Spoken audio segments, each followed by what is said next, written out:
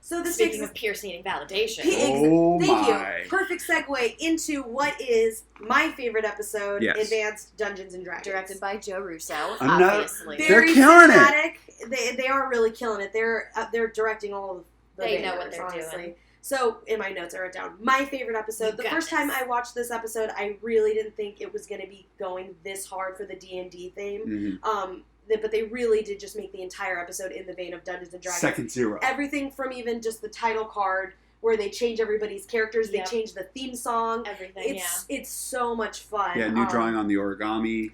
It really made me feel like this was a series unlike anything I'd seen before. Once I watched this episode, I was like, this is different. Yeah. Because now we're not only doing film and TV homage, we're doing like this whole universe of Dungeons Conceptual and Dragons. homage. Yeah. And I love that this episode's about a recurring background character. Yes. This is about the origin story of Fat Neil. Yes. Yep. And that's basically the plot arc. There's not really a lot of A and B story except besides the origin of Fat Neil and the conflict of Pierce brewing. Exactly at the same time. And I think it's really fun because it's such a funny episode. It's a great episode. It was such a dark issue. It's really dark. It literally starts out with Fat Neil had these horrible sordid past and he was bullied a lot. He comes to Greendale. Yeah, for his weight. He comes to Greendale to accept it, and somebody, this shadowed figure, labels him Fat Neil. It follows him all the way throughout the show for these 2 years, so much so that even in one of the earlier episodes, Duncan calls him Fat Neil in class. Yeah. Neil's fine. Not from an actuarial standpoint. Yep. And so, but that's the whole thing. It's like, now it's followed him all the way here, and it's affected him so much that he's actually planning on killing himself. Yeah. That is the whole reason that they do this whole game of Dungeons and Dragons, is to teach him starting. the worth of his life, and that and make him feel like a winner for once. Mm-hmm. And for reasons obvious to everybody, they leave out Pierce because he's an insensitive dick. Yes. We also get the awesome introduction of everybody. Yeah. It's, what do we have? Annie the Day Planner, Troy the Obtuse, Shirley the Clawing, Abed the Undiagnosable, Britta the Needlessly Defiant. And Jeff the Liar. And Jeff the Liar, exactly. Yeah. And those are really important because, again, those are really telling of who their characters William, are. The barely known. Yep. And then what do they call son of William. Pierce the Insensitive, Pierce the Dickish, and Grandpa the Flatulent. Yes. And then, funny enough, while they're planning this thing for Neil, Chang is there. They feel too awkward to disinvite him, so he's a part of the Dungeons and Dragons and he's group. hype about it. And he's really excited. He's a little too Little do they know, Pierce was watching the whole time and is plotting something against them because he feels left out. Yep. And that's basically the whole arc of what the episode does.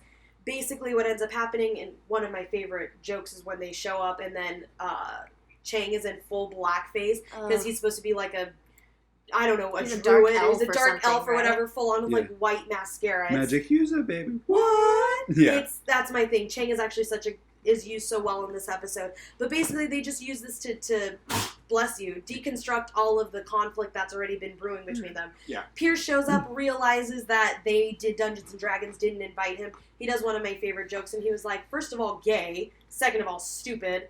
Third, why was this a secret? Well, it's like because of this. you. First and second, actually. Exactly. And basically, the whole thing goes through, he forces himself in the game as he does in all situations. He forces himself in. Yeah, inserts himself. He doesn't know why they're doing it. No, and so he continues to bully Neil. Bully Neil about his weight. Get out of your seat. You're stretching it. Yeah, he says he's stretching his seat. So then he goes through and basically makes it a point to tear down everybody in the group. Especially Neil, because he's mad that it feels like maybe Neil was in his seat. It's like, are they replacing me with Neil? It's Pierce's paranoia. Yeah. Again, he's so insecure. And his jealousy of Neil being there and he's not there. And he's not there. Why did you invite Fatty and not me? So that's the thing. Pierce takes this, uses it as a vehicle to run amok. He steals Neil's sword, his cloak of armor, runs the away. D&D game. They start the D&D game. Exactly. They start the D&D game. We learn about all the different characters. I love that Annie is... Jeff is Mar. Hector the Well-Endowed. Yeah. Can't break down everything too much, but it's such a cinematic episode. It really is. And it really does unfold in true Dungeons & Dragons fashion. They go through a whole story. But basically, Pierce makes himself, again, the villain, separates himself from the group, and basically it culminates in, at the end, he... makes Garrett, one of the other side characters, give him all the books on Dungeons and Dragons and figures out how to beat the game. And so he basically gets time control of the game, and at this point is when he he basically time stops and makes Fat Neil keep gaining more and more Super weight. JoJo's. And then shatters his reality and reveals to him that Yes. Jeff is actually the person who comes up with the moniker Fat Neil. And just It's a big reveal. Jeff obviously feels a lot of guilt, which is why he's been, now it all makes sense why he's taken such an interest in Fat Neil, everything like that. Being something so selfless. Yeah. Because he's trying to clean up his mess. And it's interesting because in seeing, like, Jeff at this weak point and seeing how desperate Pierce really is to just play the game and to get Fat Neil out because he's so afraid of losing his friends, Fat Neil actually gains a lot of strength and just feels sorry for Pierce. Yep. Yeah. Everybody decides to pity Pierce. He lets his guard down, and they're able to beat him at the game. Yeah. Basically, is the big resolution to everything. And Fat Neil ends up saying that this is one of the best games that he's ever played. And as much as it's like built on Pierce tearing him down and being this really big antagonistic force that's insensitive, Fat Neil has a lot of growth. Actually, everybody has a lot of growth. Yeah. Jeff has to deal with the fact that he is the bad guy and that there are consequences to his actions, that he inadvertently causes a lot of pain when he's insensitive to people. Yeah. I think they say it very well at the end of the episode. Pierce learns very, very little. Yeah. Yes. And as much as you hope that Pierce is going to take a lot from this, this just sets you up that, like, you're not gonna. Yeah. And this is going to be an issue that keeps going through the rest of the Exactly. Even though Neil offered him, like, if you want to play D&D again, you can. Because he was, like, so intent. He's like, I want to play with you.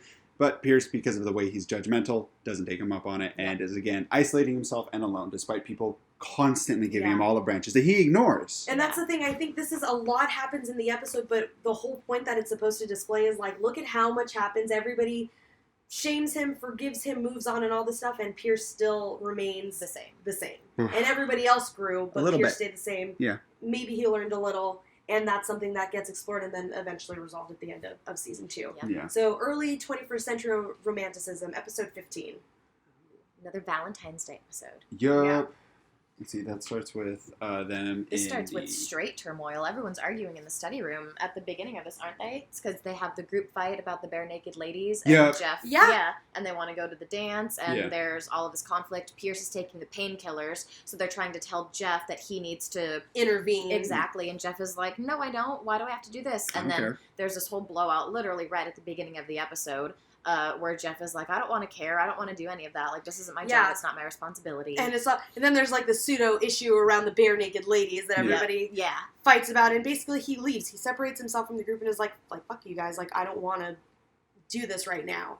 Because I think it's a big thing is, like, he's just afraid to care about people. Yep. And so he leaves, separates himself from the group, and that creates our A and B story. Oh, and sorry, I want to go ahead. I think it's very interesting because they're telling Jeff he needs to open up his heart at the beginning of the episode. And Jeff's like, oh, I'll look into that. What do I need to do that for, though? And then they immediately cut to Pierce, who's talking Valentine's Day, crap Valentine's Day. Yeah, whatever. And Jeff's is like, I'm going to look into doing that. So which it's very much a connection mirror. between them. Yeah, exactly. Like who he could be, which we saw, like, we'll see in so many things, especially in the beginning of season 3. Especially in season 3. But yeah, it sets up that theme of, like, if Jeff doesn't change and commits to these ways, he's going to end up just like Pierce. And commits to not caring and, claiming not that changing, selfishness, Yep. Troy and Abed are fighting over the same girl. And it's not even really fighting. No, they're actually competing. They're just like, they both want to friendly earn her. as heck, too. They're both giving each other, like, gentlemen, if anything. They're just both trying to court a pretty librarian lady.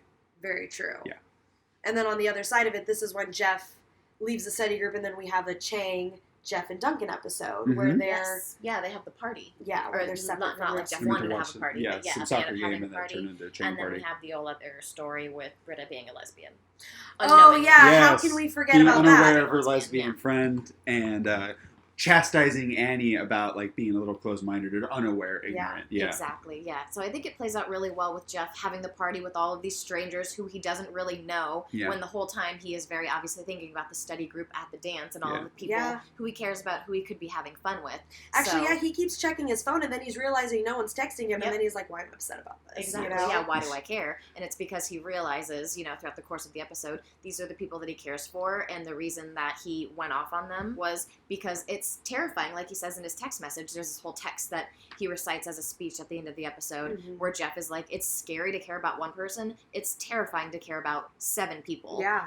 And, for me to be able to do that, I really have to put myself out there, and I have to open myself up to the fact that these other people that I'm bringing into my life can affect me and hurt me, Mm-hmm. and I don't like that. Yeah. Yeah, I think that's such a great point, and that understanding that like caring about people means being vulnerable, Yep. and that he has to open himself up to that, and it's still a growth process. Yeah. You know, Definitely. that it's still not something that comes naturally for Jeff, and when push comes to shove, his first reaction is still to put those walls back up. Exactly, and to run away, but he ends up coming back because he doesn't want to end up like Pierce. Exactly. And I think I like that we're talking about this one in kind of just very much a summary aspect, because a lot of stuff happens. It's a lot of antics. Mm-hmm. But what basically happens is it's a big growth episode for Jeff, because in having Chang over at his house and realizing Chang has nowhere to go, Chang has no one who cares about him, Mm-hmm. he lets him stay at his house because I think Jeff is very much understanding, like, for whatever reason, people are drawn to me, and, you know, I can choose to reject everybody and be like Pierce and end up old, alone, and unhappy. Yeah. Or I can try to embrace this new life that I've been given a chance at having, and he actually runs with it. He doesn't reject it. Yep, and carries Chang back into his house and lets him stay there and lets him move in for a little bit. It's this really nice moment. And then, like you said, it leads to him sending that text message to apologize to the whole group and explain that, like, he does have... and you get to see everyone at the dance read it together, except for Pierce, because we find out at the end of this episode that Pierce has overdosed on his painkillers. Following the path that he did. Yeah, which a couple episodes they've mentioned, like, you know, well, better watch out for Pierce and his painkillers. They've mentioned it leading up to it, so it's just like the group themselves were aware of it, and they're aware that Pierce is being pushed to this point, and then this happens. Yeah, we see the perspective where he sees, like, Andy Dick, and Andy Dick is, like, egging him on, being like, take more pills, until eventually he actually does OD. Yeah. And we see at the end of the episode that Jeff was trying to reach out, but it was just a little too late, and Pierce was just a little too not open to, like, love that he got to this point. That's why he was alone, and that's the thing, no one was there for him. Yeah. Perfect segue into episode 16, intermediate documentary filmmaking. So one thing I do want to point out, as I was going through looking at future seasons, looking at all the names of episodes, in season 1 we got intro to documentary filmmaking. Yes. This is intermediate, and then is advanced. It's redo. I thought it was redo. There might be redo, and then there's also an advanced documentary. Oh, it's Redux. filmmaking. You're thinking about Redux. Yeah. Actually, no, you're totally... But yeah, there's redo, and then there's advanced. They but that's all the thing. connect throughout the season. Exactly. And that's showing the thing, Abed's it's like, skill level, too. That's exactly. You actually see that the quality of the documentary films improves. Because not this season, but in season 3, Abed does titles for everyone. He has their name and then who they are. Yep. And I love that. Cat owner. But that's one thing I like is, like, it seems like a joke, like it's intermediate, but it's like, no, this is better. Like, we've improved in skill, like the quality of videos that he's putting out is better. The format of the narrative and like how he's doing the documentary. Yeah. Exactly. Yeah. So who wants to take over this one with Pierce being in the hospital? So it starts with the study group, and everyone shows up immediately in the hospital asking to see Pierce, and they basically explain, and then the nurse basically explains, well, he OD'd, and you guys can go visit him. They go in to see him, and Pierce is just, like, totally soaking up the attention, saying, like, he had movies on, but he was so drugged up. I saw these things, aliens, Bruce Willis, surrogates, all this stuff. Yeah, it's really just what he saw on TV, but he's just upping it to be dramatic, as he always is. And as Abed's making the documentary, he has an aside shot where Pierce is basically explaining, no, I'm not dying. Because that's what he tells him. Oh, I'm dying, and I'm going to have to do my bequeathments and my final testament to, like, get an emotional response from everybody.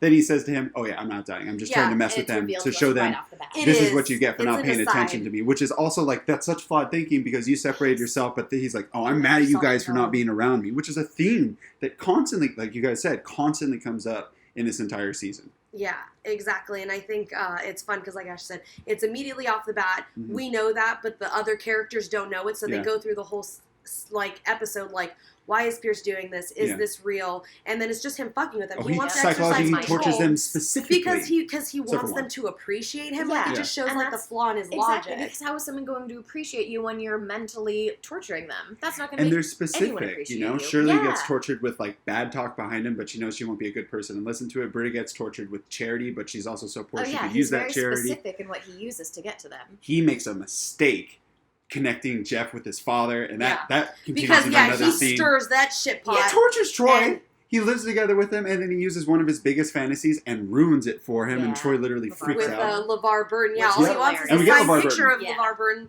but LeVar Burton shows up to literally meet Troy. And he's too starstruck to actually interact with him, and he knew that. He has a full-on mental breakdown. And that's the thing. Pierce knows every intricate way to fuck with the other members of the study group. So overall, in all of this, he, gives all these bequeathments, but I think what we all kind of agree on is in doing that, we learn a lot about every character. So, like, he says that Annie's his favorite, and that's one of the only genuine things that happens in the episode, is it really just is because Annie is his favorite. She's the only one who has faith and believes in him. And she's proved that a couple times through this season and even in season 1. So, For sure. that's, Annie I think that's believes the only, in me. That's the only genuine feeling Pierce has for anyone in the study group at this point, is Annie being his favorite. And I like how you said that, like, he, like, checks in with it. It's like his relationship check-in with every character. It's like, well, we're going to take a temperature read and see how you are. If it's hot, cold, and that's what's why, going on. Perfect segue, because on that note, he has the most malice towards Jeff. Absolutely. He's mad at Jeff because he wants Jeff's attention the most. And he wants Jeff's affection the most. And so, like you said, he fucks up by connecting him with his dad, stirs that shit pot, and Jeff tells him, like, I will end you if you're fucking with me on this. And that's what it basically culminates to, because Pierce is orchestrating this whole thing, and Jeff calls him out on it and basically pulls him out of the limo that he pretends to be Jeff's dad. Yeah, and does a drive-by hello. Beats the shit out of him, and all it does is, again, what does this episode accomplish? It brings up Jeff's issues with his dad that he really needs to deal with. And Finally it's to the surface. Pierce has issues with his dad too, and we're just seeing all these parallels between Jeff and Pierce. And I think it's one of the first like red flags to Jeff in his head that he's like, I need to start dealing with my fucking issues. Definitely, I need to start figuring out what's going on with my dad. I was projecting all of this onto Pierce. It also has one of my favorite jokes where he tells Abed, like, and you better not intercut this with footage of me freaking out. He's like, is there footage of you freaking out? Right? But that's the thing. It's like Jeff is in denial this whole time that he's so freaked out about meeting his dad and that he has actually a lot of unresolved issues. It tugs a big heartstring, which isn't very common for Jeff. Exactly. And it's uncomfortable. It brings those to the forefront for him too. And he has to at least acknowledge that in a situation where he might be confronted with it, and then it ends up not being the case. Exactly, and it just plays out into, again, Pierce has made himself the villain. Yeah. He's weird starting to make himself like a father role. It ends with him thinking like, it's because Pierce Jeff. Figures it out. He's like, he did all this because he really was afraid to meet his dad, and maybe in a lot of ways I represent his dad, and blah blah blah blah blah. Again, giving himself too much credit. But in some ways, you know what? He's maybe not his dad, but he is a very very real preview of what Jeff can become. Yeah. And through that. And that's kind of what fathers are in a basic way. It's like, it's a template for yourself. That's a great point. So, into episode 17, Intro to Political Science. Yes. You want to take it? Oh, I was going to let you. Oh, you want me to? Yeah. Okay. So, for this one, it's, again, another one of my favorites. A lot of things get established right at the beginning. Definitely. So Annie wants to run for student body president, basically because Joe Biden is coming to campus and they don't have a student body president and they need somebody to basically meet him. Yeah, so they bring back, with the dean, so they bring back student government because it was abolished a couple of years back. An emergency election today. So they do it. It's basically anybody can sign up. Annie's very idealistic, wants to change the school, believes she can make a change, and thinks that she deserves to run and to win. Yeah, she's a good candidate. Exactly. And then Jeff being nihilistic the way he is, he's like, why do you care about anything? There's no change that we can create. Yeah. He doesn't want to help. He's very, like, in her way. All of the flyers, duct like a stack of 500, just one wall, and that's his version of helping out. Because that's how much he cares about this. But then Annie crosses him, and she's basically like, at least people who, like, care can manage to do something. Like, you're, Don't get a lawyer. Well, when I see one, I won't. And then Jeff is like, oh. Yeah, and like we've all talked about, Jeff doesn't try until ego gets questioned. Something gets thrown in the way of that, right? And so it makes him act. Because if not, Jeff wants to put in the minimal amount of effort. This is also starts one of the recurring jokes of the dean's costumes. Outfits. Because he's like, I think I can throw together an Uncle Sam outfit. It might be, but it's my sister's. And then he shows up in the full ladies' Uncle Sam outfit and is hosting the whole election, basically. So then Jeff tries to get back at Annie by running for student body president, basically. And Golden Throat charismaing his way to actually being the contender candidate to Annie. Exactly. And then in the proving it's a popularity contest, not about the politics. Exactly. And the issues. And then the smaller, but the B story running in the background is that Abed understands that the whole school is being watched by the Secret Service. Yes, and he starts Joe developing in a relationship with one of the Secret Service agents. Mm-hmm. Yes. So that's fun antics that's running on in the background, basically. And I do like it. It is a fun, important, setup because it shows that Abed is very much aware of a lot of stuff that's going on that people aren't paying attention to. Because he's looking at it in the context of a TV show. He's aware of everything. Yeah, so he's like, with Joe Biden coming, there's going to be extra security. That makes sense that there's been all this extra security detail. And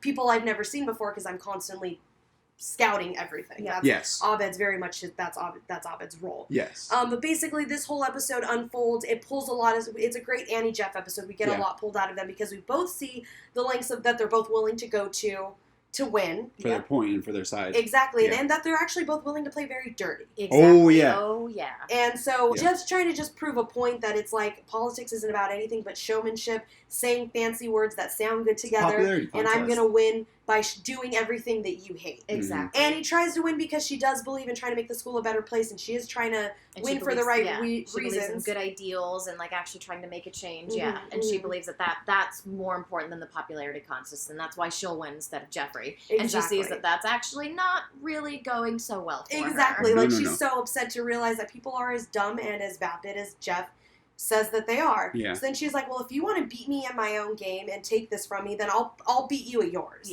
And takes a card out of Jeff's book, or a page out of Jeff's book, and basically finds an old video of him auditioning for the Real World Seattle, playing his own original parody song. George Michael Faith song. Oh my God, and his leather jacket and mullet and everything. I know. And mortifies Jeff and basically makes him run off and cry. And then in doing that, Annie realizes how much of a monster she's become. She actually can be. And she wants to be better than Jeff and not fight like him. Exactly. And it makes Jeff face head on what kind of person he is, because the only reason Annie went there is because Jeff pushed her there. Exactly. She doesn't exist there. Yeah, exactly. That's not where Annie always is. And Jeff takes some responsibility finally. And again, character development that happens here is Annie sees that she's not perfect again, just kind of like we did in season 1 during the Duncan Principal episode. No, I want to hear your stuff. Her intentions can be super flawed. Yeah, exactly. That's literally what I said. Yeah, I was saying that same sort of thing. And she challenges Jeff because he challenged her. And now she's like, I'm going to push back against that because I'm an adult and I'm growing, and like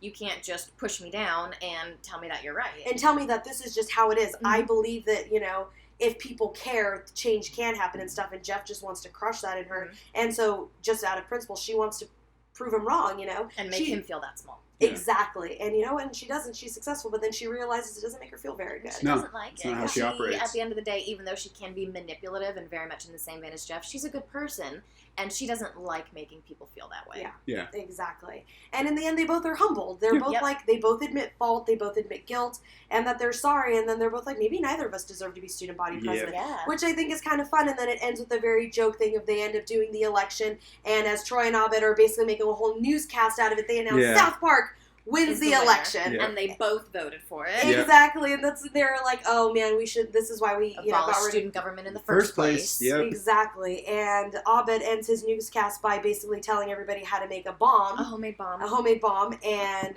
Joe Biden's visit to the school is canceled. And then the end credit scene is basically him bonding with the Secret Service agent and having this whole cute little Abed where he's watching a movie and has like a window open, and his Secret Service like kind of girlfriend date interest is like watching through the window, and they're like communicating like via Morse code, and it's cute. They're both a little robotic, but they learn how to like exchange emotions with each other, and it's like, that's fun. And that's why they connect.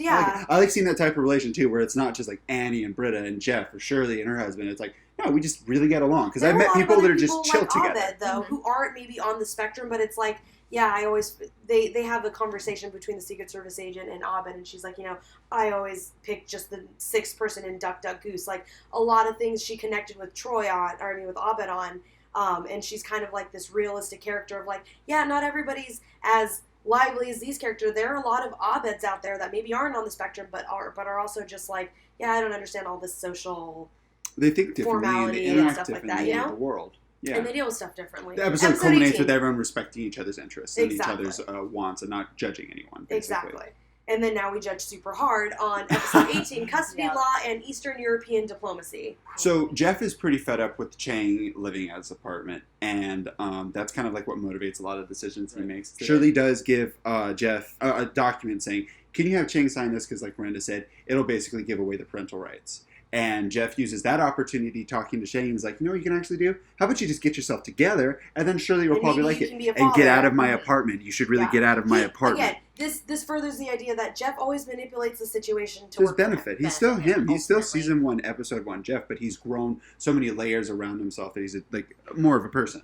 And then meanwhile, the B story in this one is Britta what's his trying name? to date Troy and Abed's new friend. I can't remember his name right now either. But oh my he's gosh. he's from an Eastern Middle I'm European. from the yeah. Balkans. No, yeah, he's from the Balkans. So he's Yeah. an Eastern European guy, and Troy and Abed are mad that she basically ruins all the guys that they try to be friends with because she Yeah. just hooks up with all of them. Yeah, And then hooks up tells with them everybody horrible things around about her. them Yeah, later like and Jeff ruins their nipple friendship. play winger. Yep. Exactly. But that's the thing. So it's like they're mad at her for this, and then of course she starts having romantic feelings for their new friend. Right. So it's like again a simpler B story, but it culminates in something pretty big. Funny Exactly. joke at the end of it, yeah, but it's like nothing. But yeah, not a but lot. basically the whole episode follows Shirley trying to get Chang to not be a parent, and Chang basically fighting for his right to be a parent, changing his life to Mhm. basically justify asking to be involved in the baby's life. Yeah. And it's revealed pretty early on to Shirley that Jeff just used the situation to Disadvantage. benefit him. Yeah. Yeah.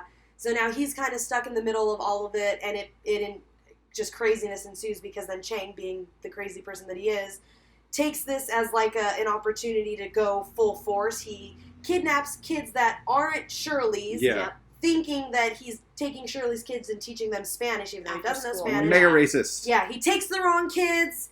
Jeff ends up getting arrested because Chang's at his apartment with kidnapped With these children. kids. Yep. Yep. They both go to jail. Shirley has to come bail them out. Jeff is like, you know what? We can use this as a case to Put him make it away so we can forever put him and in deal jail, with the and Chang we don't have problem. to worry about it. And Andre's actually the voice of Because reason. Shirley's tempted, like, okay, yeah, let's That do sounds this. great. Why I'd not? love if Yeah. we'd just be And- gone. Yeah, and Andre's like, what's wrong with you guys? He's like, oh my right? god, Another guys. voice of reason to everybody's crazy. Craziness, yeah. An outsider looking in on all of them. He's like, what is wrong You with need you to people? express Like, you need to forgiveness. help this guy. You don't Yeah. need to be putting him in prison. Make and it then- worse. Yeah, exactly. And further his insanity. That's not what he needs. Oh, no. Exactly, and so he's like, you know what? No matter what, I'm gonna love this baby. This baby's gonna be mine. And, Yeah. And you know, we shouldn't punish Chang for wanting to have a family. Isn't that what we all want? Exactly. Yeah. At the end of the day, isn't he just looking for everything that we have and everything that you guys are sharing together? Absolutely. Yeah, that's actually a very Yep. good point. So that one's a really funny one because it fleshes out Chang's mental issues. Like Oh, Chang yeah. is really going off Yep. the deep end.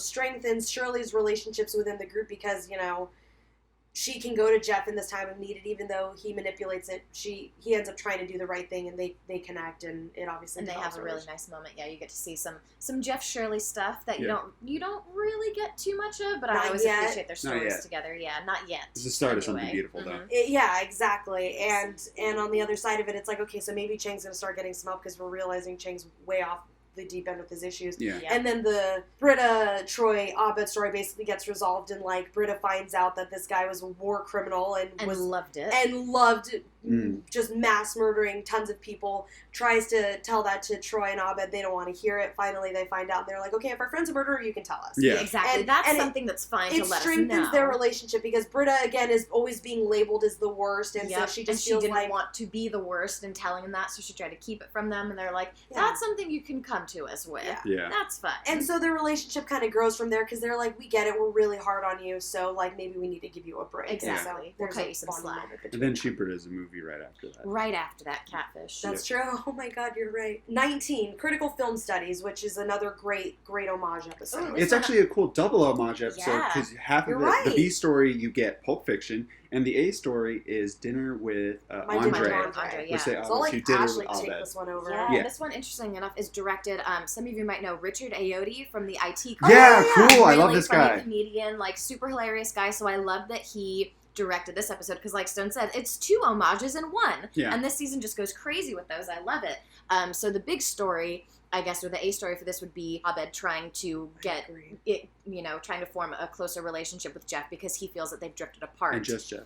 Yeah, because the beginning of the series, they were really like what instigated the group. They were the spark, and then since then, Jeff's kind of like, you're weird, And your you've got a TV lot stuff of the weird. choice I like Separated you. themselves. Yeah, Yeah. exactly. But yeah, Jeff has like moved on and had a lot more relationships, Mhm. many more characters. So besides Jeff Abed. and all of the study group have this Pulp Fiction, like Quentin Tarantino birthday plan for Abed to surprise him, and Abed has Jeff meet him at this nice, fancy, like upscale restaurant that Yeah. is so not Abed's style. Very and Jeff is so adult-oriented. confused, Yeah. and wants to have a real conversation with Jeff. That's his big thing. Yes. And then all in the meantime, the study group is just going crazy, waiting at this restaurant Britta works at, this little diner, Mhm. trying to figure out when Jeff is going to show up with Abed. Exactly, and it's kind of just popping back and forth between that until they all the tension of them head. waiting and all their antics, and then was the A story? It was just like, their conversation. Yeah, and he's trying to communicate again through the only means that he knows how, which is really through movies and through media. So through doing My Dinner with Andre with Jeff, he's really trying to say, he is trying to connect. I want to have a conversation with you. I want to connect with you, but I only know how to do it this way. I don't know how to tell you that I want to talk with you and connect with you more. And that I miss you, basically. That like, the way most people would sit somebody down and be like, yeah, we hung out a lot more last year, and now we don't hang out anymore, and it bums me out. Yeah. And it's like Abed actually can't do that, and this is the only way he can really communicate that. But then, of course, it's at the expense and very selfishly. But he also doesn't know he's not aware that there's this really thoughtful thing being set up for him in the background. Mm-hmm. As he's trying to get Jeff to come out and, like, tell all these, personal things about him, which he does, and they're all very hilarious. But it all ends up, what does he say? That's the thing. So much unfolds from this conversation. We're popping back and forth between My Dinner with Andre, with everybody waiting in the Pulp Fiction background. Yeah. And, one thing I want to mention really quick in the Pulp Fiction background is, like, Troy is starting to get really jealous of Jeff because he, feels like he's going to be taking away Abed, which is funny because Abed is doing this whole thing because he does still want to get close to Jeff. He misses that comfort with Jeff. But then it seems like they're forming a new, like, close relationship, and then Troy's getting jealous. Drama instigated by Chang too. Yeah, exactly. And Chang totally feeds into that fire. But on the other side of it, exactly, you're so right. Abed and Jeff are sitting together, and basically Abed is pulling him to talk about these more personal stories that he has, and it's the domino effect is starting when Abed talks about going to the set of Cougar Town. Yeah, there's this whole great story. Yeah, he's obsessed with the show. He ends up writing to the creators and very auspiciously ends up at the set and shits himself after one of his takes. After his big take, where he gets to be an extra and walk through the background, he poops his pants. Exactly, like very literally, and then shares that with Jeff, and then this pulls out of Jeff like, oh, this is a very human moment for Abed. Now I'm going to open up to him, and then we get reciprocate. More. Yeah, I'm going to reciprocate for once. My phone keeps ringing. I actually put it in the fucking cup, and now I am here having a one-on-one with you because this is what real life is about. Yeah. And so he opens up and tells stories about how his mom dressed him up as a little Native American, and everybody thought he was such a pretty little girl. Yeah.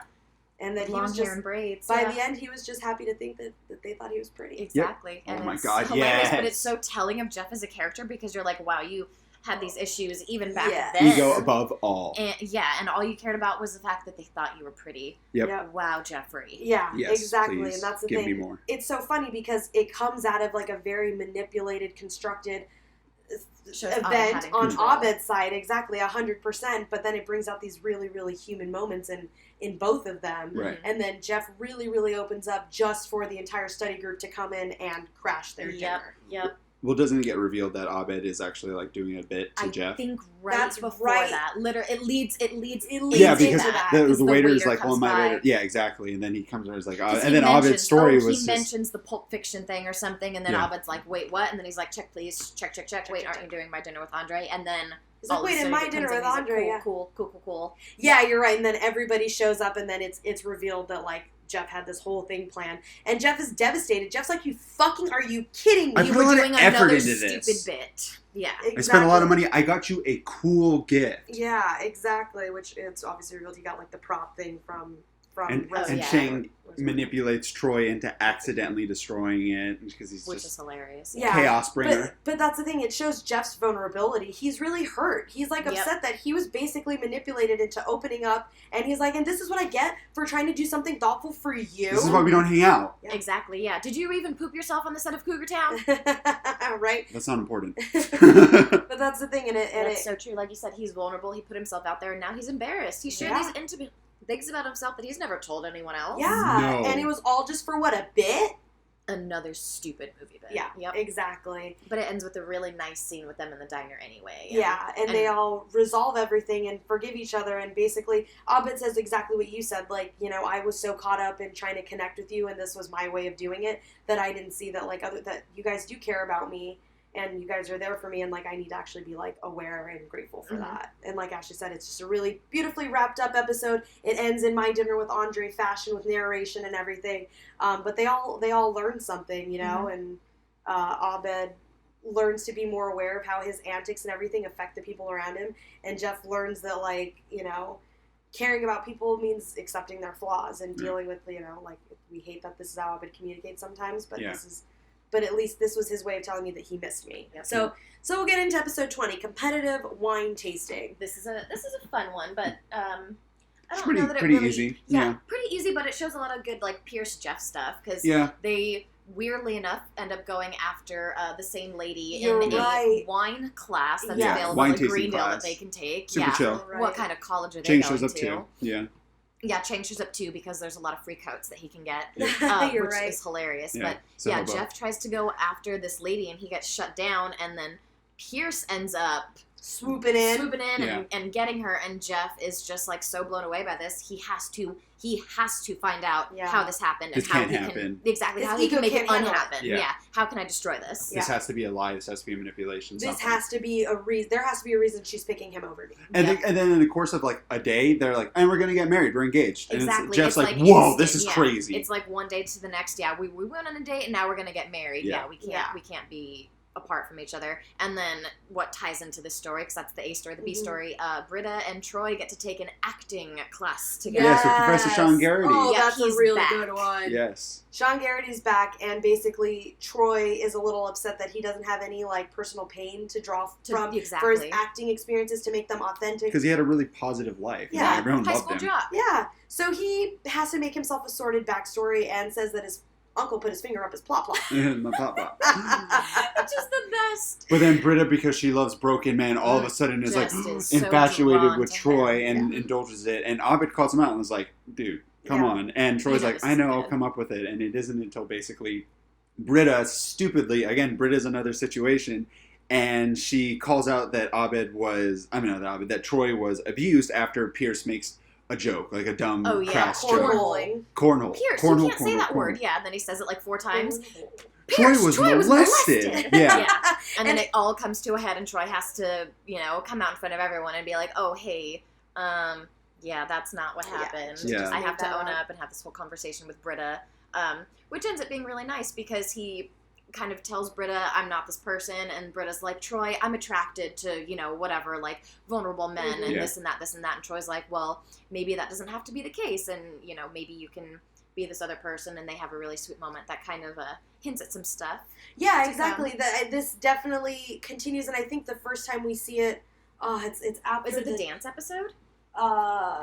Which episode is it? I forget. I wrote down one of it, but it's like I want to say around episode 5 or 6 is when we start seeing some rumblings of like Rumblings. exactly of feelings going on between Britta and Troy. Britta and Troy, and I think it's because Troy likes that Britta sees that there's not this like square of masculinity that you need to fit She's into. very open-minded. She is very open-minded. She does have a good heart and different things like that. And it's when they're drinking for Troy's birthday, and he goes, "That Yes. woman is a hurricane. Uh-huh. Yeah. Hurricanes are bad, Troy." It's like he is pulled into some of the drama and He the likes big it. personality that is Britta. Mhm. But yeah, I really do like that though, because then it's like, again, it gives us some hints at like, oh, maybe there's some feelings going on. Like I said, she, Britta's vulnerable and is like, I have a problem with broken men. And Yep, I'm drawn to them. yeah, exactly. And Troy's like, you don't always have to be that person. And Yeah. it gives her hope that she can be somebody else. And I think it gives, like, Britta's been there for Troy, like last season during the dance episode, letting him know that it's like you can still be masculine and dance. Exactly, Yeah. and And all dance and these be all other these things. things. And then Pierce actually ends up calling Jeff out because Jeff goes so far as to find out Yeah. that the woman Pierce is going to marry is, part Like of corporate the family. espionage trying to marry into Pierce's Exactly. and like They gain She's own from a trade dynasty secrets. of Chinese whites. Red Dragon Wipes. Yes, Red Dragon Wipes. So Jeff finds this out and tells the entire study group that he's figured it out, and not necessarily exposes, but tries to expose Pierce and this woman yes. for like tricking him. That's a Yeah. great insight as to who Jeff is as a person. Oh my Yeah. gosh. So he exposes Pierce, says this, and then the lady's like, "Oh, great job, like well done." Good and job, leaves. Veronica Mars. Yes, Yeah. exactly. And Jeff is like, "Pierce, why aren't you happy that I did this?" When they have a whole conversation, everybody leaves, and Pierce is like, "What? Why would a Judas Winger?" He calls him, right? Yeah. Yeah. Why would I be happy with you, Judas Winger? Yeah. Like, I knew what she was trying to do. I knew that she was a part of this other company, and that didn't matter to me. Yeah. Why can't two people, Yeah, people who use know each other. that's exactly what he says. Why can't we do that and be happy and know Yeah, that? And because why did that's- you have to? You wanted to prove that I couldn't be capable of getting a girl that looked like that. Yeah. That's all you wanted Exactly. to do. Don't act like you're doing it for my benefit. Like Because that's what he tries we to were say that he using did. exactly. That's Your the ego guys that he was does it scorned. under. Yep. But it's like Pierce is okay with her using him because he's using her too. He's Yeah. like, I couldn't get somebody that hot anyway. She puts up with it, he keeps it coming in. She's kind of a bitch like him. At the same She's time, racist kind and xenophobic too. Yeah, Yep. so they kind of click, and it's like exactly. Jeff actually can't deal with that so much, so he has to shatter his reality, just like he tries to do in the religious episode. Yep. Because again, it's not about other people; it's about Jeff's validation. Yeah. Yeah. And he does go out of his way to get her to come back at the end, and they end up going on a date. But I think Pierce really gets a taste of a little bit more of who Jeff is, especially when it's directed fully at I him. think what lengths is Jeff willing to go through? Yep. It's like even if in this guy's reality that they were happy and everything was good, you were going to put all of that in jeopardy because your ego, you know? Yep. Episode 21, Paradigms of Human Memory. So we all talked about it. It's a clip show Yep. that with all the clips that we've never seen. Yeah, it's an Yes, entire clip show of all the It is antics that genius. aren't there because it's like, yeah, these guys are the main characters of a TV show. Basically, every day is like, what's It's our antics. Scooby-Doo adventure? You know, Yeah, it's that's just actually a really great fun. point. Too. And it starts with, They're building their 21st and final diorama. yeah, exactly. And building the diorama. They're all in the study group, and then Annie's boobs come out. The monkey, Annie's boobs Oh, yeah, comes I was out like, and hello. takes a paintbrush or something, and then runs back into the vent. And then Troy that's says, when "My monkey took something and ran into that vent." And Chicken Train Pierce shows all up, greased up. Yeah, Yes, and jumps in. slides in like a exactly. reverse cowbird, And they're Exactly. going over what's found in the They're vent, going over all and their that's why memories. they're all the the mementos, memories. exactly. And the only memories they like talk about and we see in the study room are the episodes we saw, because why go back to them? Because that's a bad clip show. right? And then it's like, actually, let's talk about these memories we didn't see, because that's a good clip show, because it's like we're putting funny clip new show on its head. antics. Yeah, Exactly. yeah, It's a commentary on clip shows. All shows do it, and they're basically just reusing old footage. Yeah. So it's their way of turning it on its head and being like, we're going to use a bunch of new footage. It's a bunch of antics you haven't seen before. yes, And we use it to basically show the not the farce, but basically the trope that is clip shows, and it's like, Yeah. or what sitcoms really are. It's like Yeah, every week we cyclical deal with the sitcom same culture. characters Yeah. getting Doing- themselves yep, into doing antics. something We silly. get a winger speech uh-huh. to wrap us all up, and Yeah. we learn a lesson. Yep. Yep. That's And what it is. That's what this whole episode is basically a commentary on that. Yep. So I mean, I don't even know. I guess the story They they're do trying some to figure commentary out on their here. relationships and the Yeah. status of the show, where Annie's like, what about you and Jeff? Like the Annie of it all, and Jeff's like, you're Exactly, reading into it. And they do a couple parts where they check in with people's relations, where it's like, now actually we're past this, and we're just making sure everyone's aware, like, That we're we're not moving doing in a this different anymore. direction. We're not going to Yeah. worry about like Annie. It's like Annie and Jeff is like kind of over. That's so true, and it's revealed this episode to us actually too that Jeff and Britta have been sleeping Secret together sex. the entire Yes! season. Fan You and are real. Through totally Abed. right. Because That's what Jeff Abed says. Scan your mainframe for some juicy memories, and then Yes. Abed's searching. I like that Abed kind of looks at him like, you're kind Oh, of being an fuck You're kind of being asshole. a dick, Okay. exactly. All right, And I'll he's like, scan well, my let me- mainframe. What saucy memories do I have? Britta and Jeff have been sleeping Which- together. Have exactly. been having secret sex. Yeah. Secret sex. Which I guess could technically be another clip that we didn't see Because in we the see clip show. all like parts of the show that aren't there. Like we see Yep. Abed's in control of Christmas, epidemiology, all these the other things. Halloween episode, Yeah. yeah. You wanna where have we sex? See, exactly, Yeah. where we see that they've actually been having sex all the way throughout. and we just didn't know. And they've just been, exactly, we didn't know, the other characters didn't know, and they've been kind of doing it at everybody else's expense. Yep. And it's been causing all this tension Yeah. and all this bickering to be going back and forth between them, and everybody's just like, you're fucking ruining the group with all of your Exactly. sexy tension. Mhm. And then basically it's like they kind of end the relationships and stuff hard right here, because then they're like, all right, well, if Jeff and Britta want to be a couple, then like we're fine with a couple being in It's the like show, everybody in the can technically community. fuck because we're not an actual family. And they can't even Yeah. acknowledge that. We need to respect each other. We need to be like, we aren't a family, because it's totally cool if we couple up. Exactly. So then it's just like, all right, well, you guys couple up, and everyone moved on. Literally, they're like, They're okay, fine this with is it. done. We're out.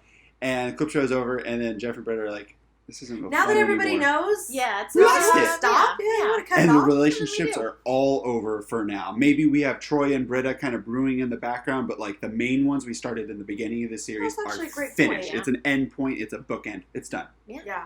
Because like we said, Until- Annie's already said, I don't have Yeah. a crush on Jeff anymore because you're kind of a creep. exactly. Britta and Jeff have been fucking this whole time, but now it's revealed to everybody. The fun of it is gone. Exactly. And so now, again, and that contributes to the overall story arc of like Jeff and Britta kind of only do stuff when it's fun, when it Mhm. benefits them, and when they shouldn't be doing it. Exactly. Once the fun of it and the thrill of it is gone, Jeff and Britta both lose interest. they don't want to be doing Definitely. it anymore. Exactly, and I think that that's a commentary on like that's how we feel about fucking relationships and TV shows all the time. Anyway. We care because the whole anticipation leading up, and then once they get together, all the storylines suck. Yeah. So it's like Mhm. let's No just fun. nip this in the bud. Exactly. They're not going to get together. Get it Let's out of move the on way. to bigger, better antics. Yes, Yep. definitely. Which takes us into bigger, better antics. Season 2, episode 22, Applied Anthropology and Culinary Arts. Everything comes to a head. At least with Shirley. I think this is Shirley's episode where everything comes to a head with her. Yeah. Shirley Shirley focused episode. Yeah. Exactly. So During A&B the stories, anthropology final. exactly. Anthropology final, and Shirley's giving birth. And Dean then, Magazine. And Dean Magazine. This guy is interviewing the dean for Dean Magazine. He was so obsessed with being a good dean, and everything kind of comes together in anthropology. Yeah, and catches Duncan's fake anthropology final because they didn't learn anything. They're all just doing They're all drinks. They're getting doing A's. shots. Yeah, exactly. They're getting mad drunk, and and then the dean comes in with Dean Magazine. And it's like, no, we're going to stay for this unorthodox final. Duncan bounces. There's a World Food Fair festival going on outside. Yeah. Unfortunately, there was a race kerfuffle because he accidentally put the two Koreas next to each other, north and south, and then it just went crazy. No ambulances can get there, and then because Shirley, during all of the commotion, actually starts going into labor. Yeah, I forget what it is that shocks her so much, but yeah, she basically ends up going into labor in the middle of the anthropology final. But it shows, again, Britta is this big feminist and believes in female power and all this stuff, but then it's like when push comes to shove, she's like, and she's always giving Shirley advice on how she should be giving birth. She should give a natural birth, this, that, and the She's other. always trying to help. Yep. Exactly, but then she just makes herself look like a big fool because she actually can't back up the shit that she says. Yep, and I think it's really sweet because by the end of the episode, it's like Britta realizing, I'm just going to ruin it. I can't do anything. I can't help. And Jeff is like, you want to help so badly, like that is just you who made yourself you are. sick. Yeah, because exactly. you looked at Shirley Even if you delivering. can't do it, that's what you want to do. So just go out there and do it. And it's this really sweet moment where Jeff is like, just go do your thing, Britta. I may be better at helping people than you, even though I don't want to, but that doesn't mean you should stop trying to help people.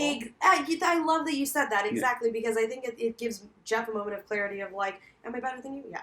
But, like, you deserve to help. That's who you are. And, like, go and shine. Yeah. And I think everybody really has, like, a really sweet moment in this. Like, we got a lot of connection with Chang, who really tries to comfort her and tries to be there for her and tries to, like, make the best of a situation. Even if I am going to be the baby's father and you're going to have a Chang baby in you, they're resilient. They're strong. One of my favorite things, he tells her to calm her down. He's like, one of my cousins was born in a Bally Total Fitness.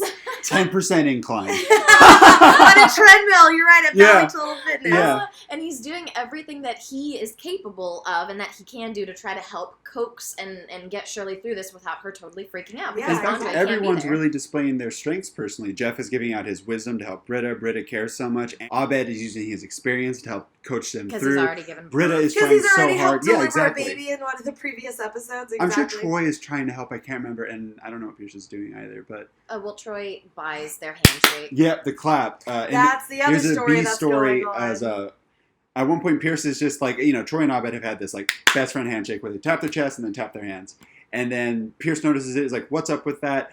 Gives him an indecent proposal for $1,000. And they sold out they lose the magic, and Pierce is just being an antagonist, being a jerk. He does it on purpose. Oh, He yeah. does it He said it was something that annoyed me, and I just didn't want you guys to do it anymore. Yeah. And so I took its magic away by making you whore yourselves out. Where they ultimately learned that the magic is like between them and themselves in the situation. Shirley is fully giving birth. The dean's in there freaking out. Look at me. Connect with me. That's the best one. That is the best one, and that's the thing. It's like shows the dean can't do anything. Exactly, and that's another storyline that's carried all the way through. It's like the dean is incompetent. He's well intentioned, but in doing all these well intentioned things like the World Food Fair, he creates a race war. Yep. No ambulances can come through. Shirley is forced to give birth. Yes. In the anthropology room. Everybody has these moments of growth, of like coming together, self-reflection, and also just ultimately being selfless and trying to all come together to help her deliver this baby, because everybody agrees that making this life happen is the most important thing. Priority. Yeah. So what does Chang say to have her remember? Oh my gosh! If you envision a monkey riding a dragon, it increases your chance of winning the lottery.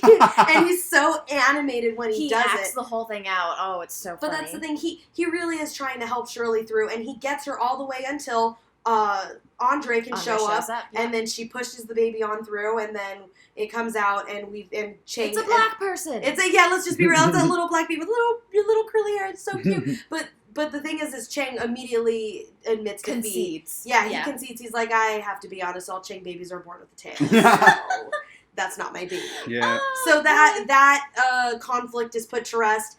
and Shirley is really grateful for Chang. That's the thing, they all have growth. Yeah. Shirley forgives Chang. Shirley sees Chang's worth and that he's not an evil person and that he deserves a chance to, and she sees that he was there for her, and in turn names her baby Ben. Ben Bennett. Oh, damn. Oh, damn. And names him Ben Bennett to thank Chang for his role and everything that he did play in. And he acknowledges all the effort he's been trying to put in. Exactly. Everything's been leading up to this. And it gets to one of the best finales that we get in the entire show. It is a two-parter. We get season 2, episode 23 and 24. First one is A Fistful of Paintballs. So this is, again, a two-parter paintball episode. It's wrapping up all the conflicts that we see throughout the season. Yep. So who wants to take this one away? So this one starts with the school is already in shambles. Paintball's already started. And there's kind of like a spaghetti western theme. We see Fat Neil getting chased by the bully from season 1 who approached Jeff on December 10th. Oh, you're right. And his cronies. They end up getting beat by Annie. And it goes straight into the title sequence of that. Yeah. And again, we get a whole new redone title sequence with the song and everything, Western complete stuff. with new art and an animated intro. Actually, it's a unique one. Yeah, as we meet all of the study group characters throughout this episode, they're introduced with a card. Face card or playing card. Exactly, from a standard deck of cards, exactly. It's kind of revealed to us that the whole reason that this paintball is going on is because City College, under the guise of being, an ice cream store, is throwing this whole thing, and the winner of paintball in the school gets like $100,000. Yeah. An insane amount of money. Yes. So the school goes even crazier than they did last time for priority registration, and everyone is kind of isolated and we have to find the members of the group as we're, going through the episode. So Annie finds Abed, then they end up finding Jeff, and they kind of get attacked, and Annie's like, am I really that much safer with you guys? Exactly. And they all decide that they need to get to, I think it's the cafeteria, or get somewhere to find the rest of their study group. Yeah. So as they're on their way there, they get attacked, and then they get cornered by Britta, Shirley, and Troy. Yes. Annie is the ace of hearts in this episode. Like Ashley said, she basically links up with... Yeah, she meets up with Abed at her hideout. Yeah. Because they do the whole beans thing. Yeah, and I think what this really does, I love this episode because it's paintball, and it's like the whole group coming together, and it's this awesome, visually stunning episode. It's so cinematic, and it's so cool, but it's finally where the study group really has to deal with the underlying Pierce issue that there's this tension that's been brewing the entire time, and all of that kind of comes to a head, and they're confronted with him. While paintball is going on. Yeah. Exactly. And I think it's kind of the B story to like the paintball story. Exactly. I think Ashley kind of addressed the situation as perfectly as possible, because it's like, as much as there's a lot of plot going on, step-by-step things that happen in the story, overall what it's about is the study group being fragmented, and basically the whole time they're talking about that they all voted on something, and Annie was the only one who was an outlier in this. They keep saying, well, you're the one who chose this, you're the one who wanted this, and we basically end up learning throughout the funniness of the episode, because it is super homage heavy. It is a full-on Western. Yes. But basically the biggest part of it is Pierce has been separated from the rest of the group. Troy, Britta, and Shirley are basically kind of working on the behalf of Pierce to bring them all back together. Pierce wants them to all be reunited as a study group and everything like that. So he basically comes together under the guise of, we're going to find the hidden ammo. When we save you, be selfish, and we'll win for Greendale. Greendale. We'll all win for Greendale. We'll work together, and whoever wins will split the money. I think that's basically... That's essentially what he's trying to get across. Exactly. And like Ashley said, all of this is happening, but it's really, all of it's coming to a head in dealing with Pierce. So Pierce has been this antagonistic force all throughout the season, and now it comes to a head of, Pierce basically wants to be in the group, wants to be involved with the group, is feeling like they are pulling away from him. So he uses this as an opportunity to bring them together. Or so we think. As the whole episode is being unfolded, everybody, like Stone said, is being introduced by a face card, which we don't think has any significance until... we realize that it does. It does, exactly, because basically what ends up happening is Annie does decide, okay, we're going to all work together. Let's go find the hidden ammo. When they go on this adventure to go find the hidden ammo, that's when the Black Rider shows up. And the Black Rider is now this rogue person who apparently goes to the school and is basically wiping out all the competition and is bent on winning and threatens. And no one's seen him before at the school at all. And they're even and everybody's like, he's too handsome to network be here. TV beautiful. Especially Jeff. Yeah, Jeff is like, he's way too handsome to be Exactly. here. And that's like Jeff's whole hang up is like, you're not that good looking. Annie and the rest of the group go to try to find this extra ammo. They're confronted with the Black Rider, who's now going to put their whole plan in jeopardy. And in dealing with the Black Rider, Annie realizes that the guns that Pierce gave them to go and do this whole mission were loaded with blanks. Just Jeff's gun. Just Jeff. He's already far enough. But he sets them up, essentially. Sets up Jeff, yes. And then we get the confrontation with the Black Rider. So we have this confrontation, and they find out that Pierce gave Jeff a gun that was loaded with blanks, and he didn't give Jeff any ammo, and he was setting Jeff and the rest of the group up for essentially to sabotage them. Yeah. So Annie gets pissed, and she and she and the study group go, and they have a confrontation with Pierce. They fully confront him. Annie especially, like, she goes off because she's like, I'm the one who's been there trying to support you this entire time. I've been there for you. Yeah. Yep. And it comes to a head in like a fully realized like shootout situation. Yep. And she's just like, you want to play these games? Yeah.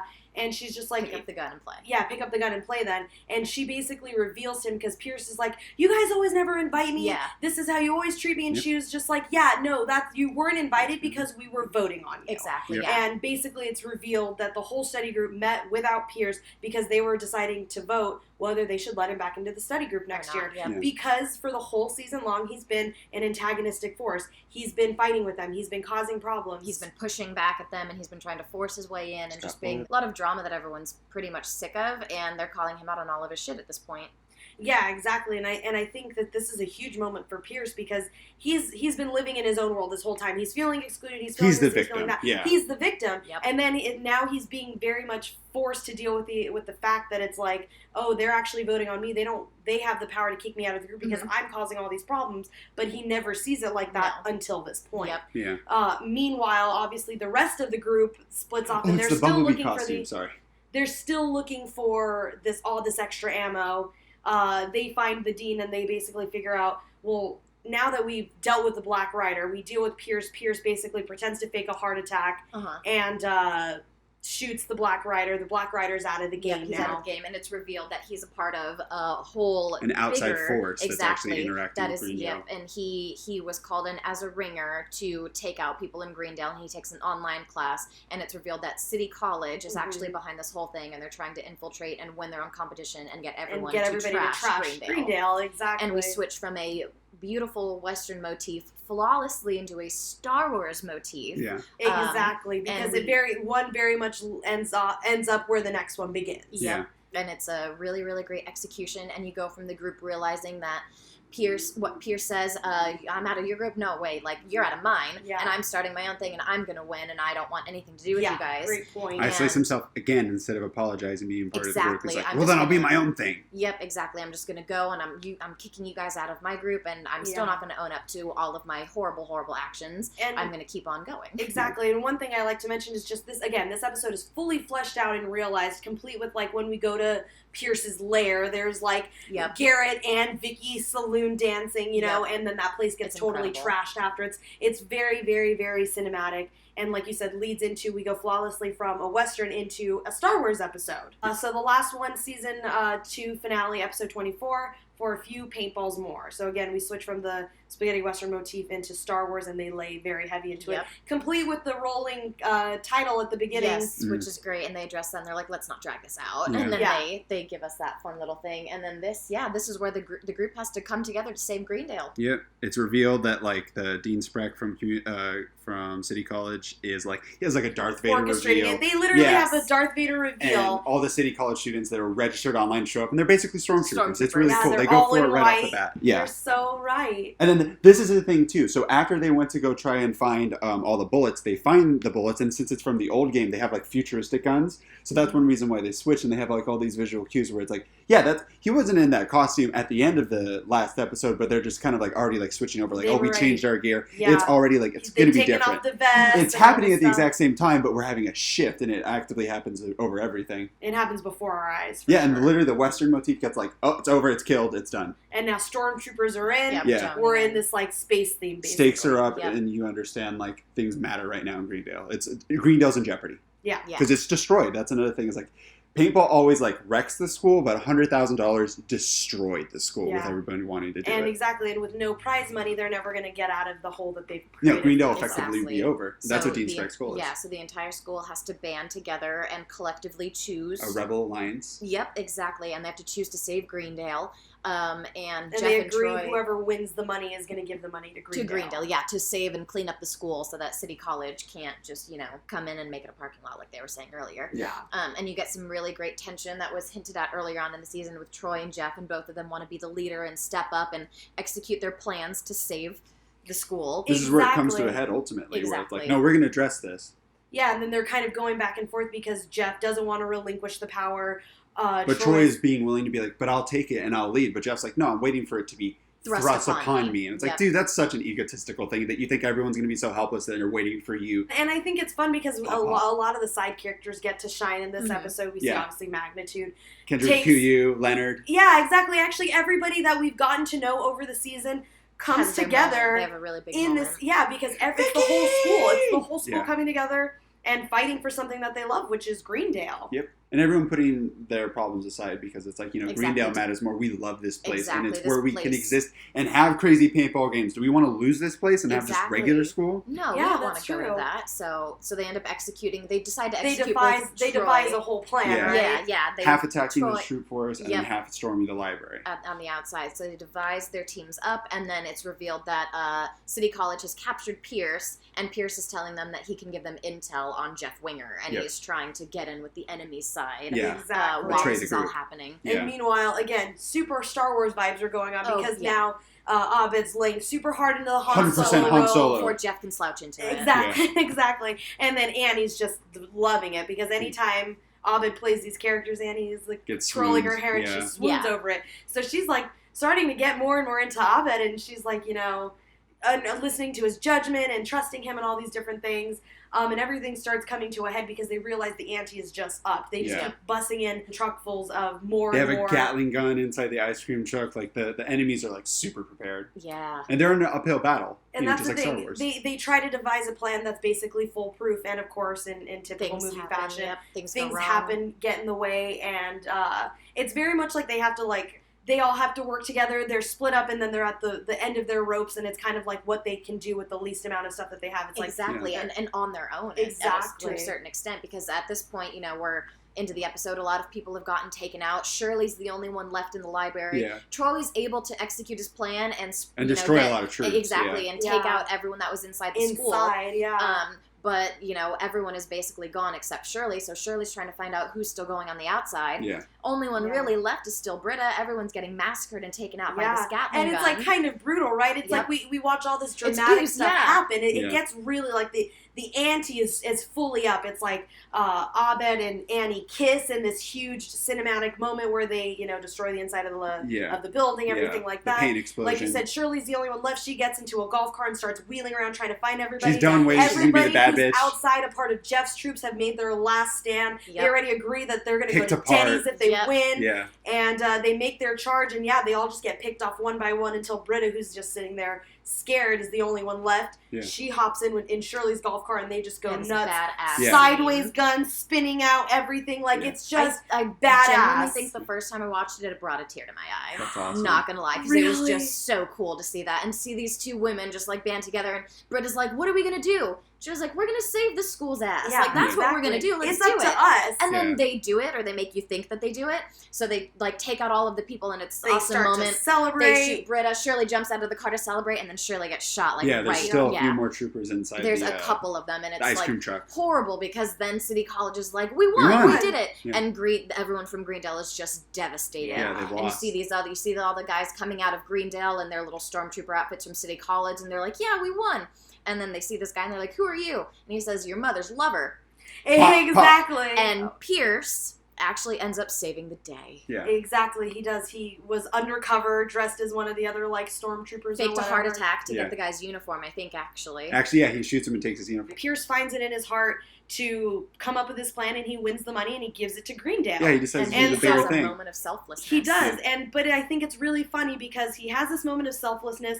He's in a moment where he actually could ask for forgiveness and be forgiven, and everybody else in the study group is willing to give that to him. Is willing to give that to him, and and they understand, like, we hate that Pierce is this way, but sometimes by excluding Pierce, we make him more this way. Like, Exactly. I think that they have a little bit of an understanding that they contribute They're a to little it. guilty Absolutely. for the way Pierce is. And so they're open to forgiving him. We're sorry. Even Jeff is like heartfelt, like, we're Yeah. super sorry, dude. I want you to come back. And Pierce comes back, and in typical Pierce fashion, he's not going to say sorry. He's not going to admit fault, and he's going to take his day planner that he came back for and tell everybody else to go fuck themselves. Exactly. That's the And thing is he does call out the study group a little bit about it. It's like, listen, Greendale is a place for weird people. I've existed here. I've been here longer than anyone. Me, it accepted It you accepted guys. exactly. And I thought maybe like we were doing something special, but I see, you know what, you're just another group of people that I've tried being friends with, and I can move on.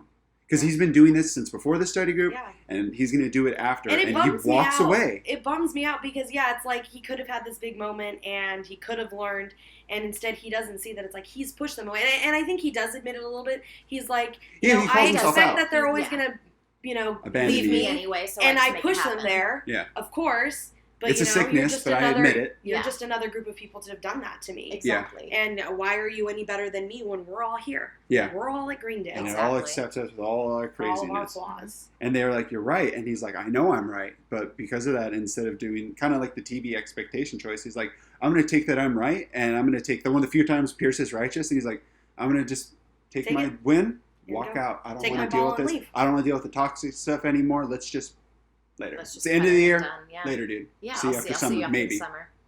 Yeah. So true. And it leaves everybody incredibly it leaves a deflated. big, open, ended thing. It's just like, wait, hang on, what?